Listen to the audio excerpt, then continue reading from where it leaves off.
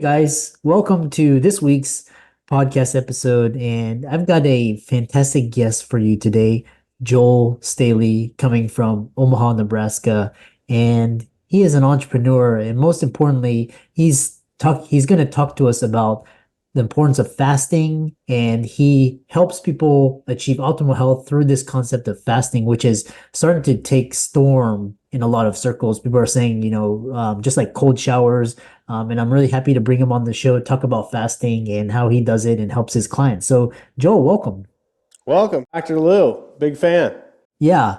And I love this podcast because it's very informal. We drop so all my friends call me Chris and talk about your business, how you got started, and what you do. Yeah, beautiful. In 2016, I just got out of the Navy and I needed a challenge. So I decided a childhood rival of mine, like one of my best buddies. You know how you have best buddies from childhood that you're always competing with and you want to do better than them? Well, when I was in the Navy, he was doing these fitness competitions. So when Yeah. I got out, I signed up for my first fitness competition and I ordered this meal plan from a local fitness trainer. And it said you have to have 2,000 calories every day and have egg whites and oatmeal and broccoli and chicken breasts and steak. And I followed it to a T for 12 weeks. Like I joke, I wouldn't even, my now wife, my girlfriend at the time, would try to get me to eat like a piece of popcorn, and I wouldn't because it wasn't on my meal plan. And I did lose about 20 pounds, and I looked really good for my fitness competition. But what I didn't realize at the time is that when you lose weight with those really restrictive methods, it's almost kind of like a pendulum, where as soon as my competition was over, all the burgers and burritos and donuts and breakfast sandwiches and margaritas and everything that I always loved to eat that I hadn't been allowing myself for the last 12 weeks, I just started binging and I could not stop. And Mhm. the 20 pounds that took me 12 weeks to lose, I gained back in about 2.5 weeks. And then this just kind of amplified. I did the same song and dance where I would get meticulous with my calories and macros and lose weight and then undo what I had started multiple times, yo-yo dieting and whatnot. And it only amplified when I started having kids. And it wasn't until around then that I started experimenting more with fasting.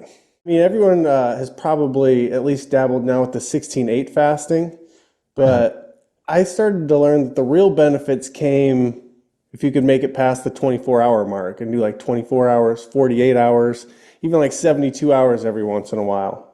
What was crazy was when I was working these fasts in, I was able to still eat the food that I enjoyed, and the fat was just peeling off me.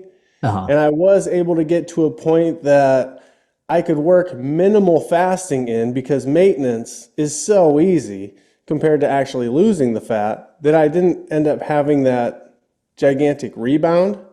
Uh-huh. And so what drew me to your podcast, Chris, is I've worked with a lot of physicians over the last 5 years who tell me that they feel hypocritical because they're 250, 300 pounds and they're telling their patients that they need to lose weight and they're telling them to track calories and macros and just eat better, even though they themselves have tried this same song and dance for decades, ultimately, putting them in a position to feel hypocritical because they're oftentimes heavier than the patient that they're prescribing this method to. Yeah. So once we're able to teach them that prolonged fasting and working it into your schedule and eating with your family at night, but also not having to cook 6 meals that you have to break up your busy day and plan and carry a bunch of Tupperware to work and just constantly be stressed about another to do.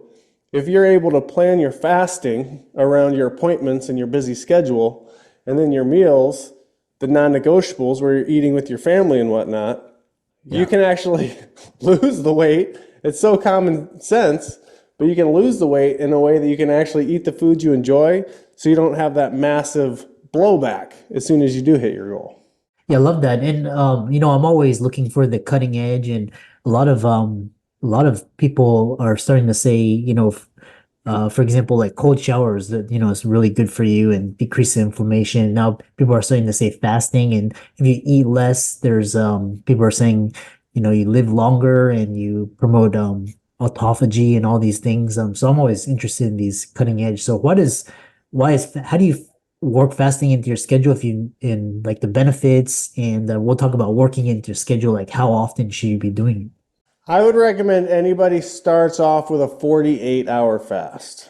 it? Mm, And the reason I say 48 is anyone will do a 24-hour fast. If your doctor says you have to go into surgery or we have to check something, do a 24-hour fast, no one bats an eye.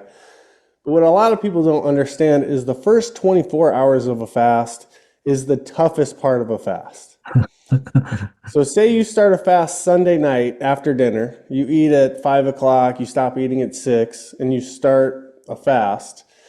The next night, so Monday at 6 p.m. is going to be the most challenging part.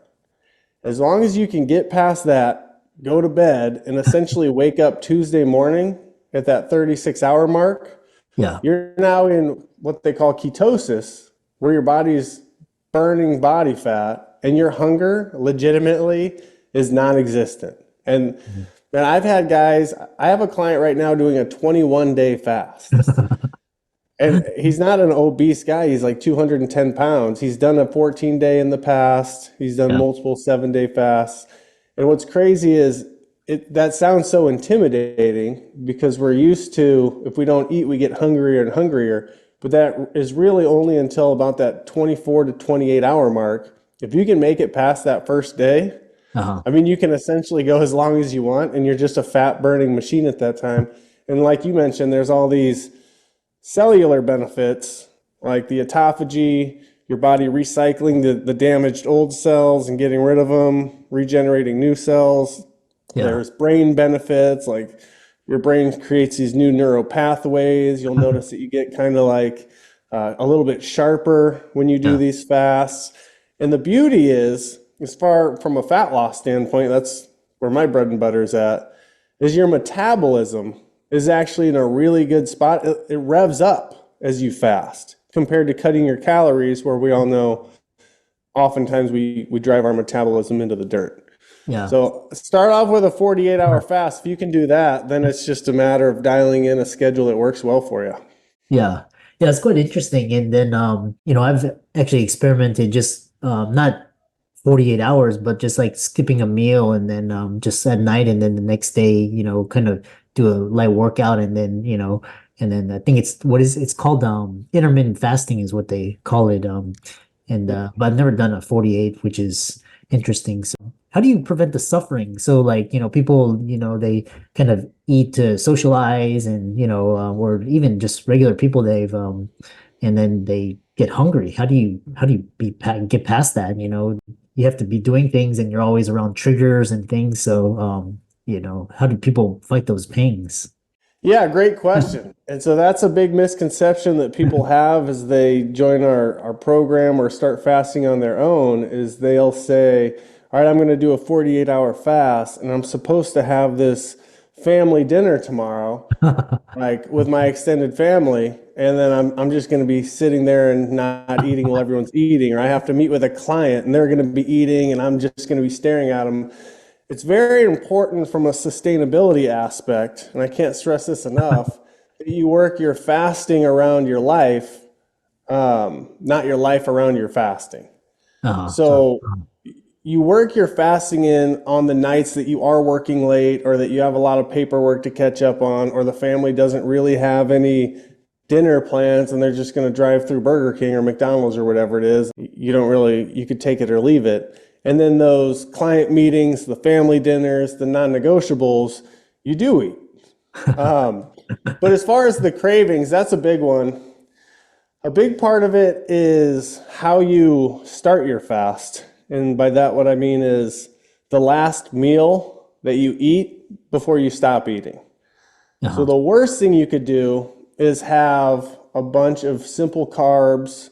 So say like you just had a big old pizza or a big old stack of pancakes, because what's going to happen is your blood sugar is going to skyrocket, and then a few hours later it's going to come crashing down, and even Yeah. that next morning you're going to wake up feeling really hungry. Oh, And then you're just kind of suffering through it.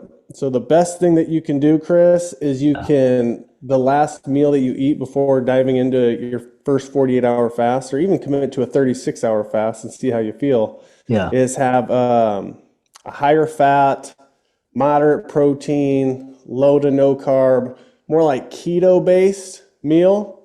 And that's just going to keep your insulin and your blood sugar a lot more steady. So you're not fighting that hunger as much.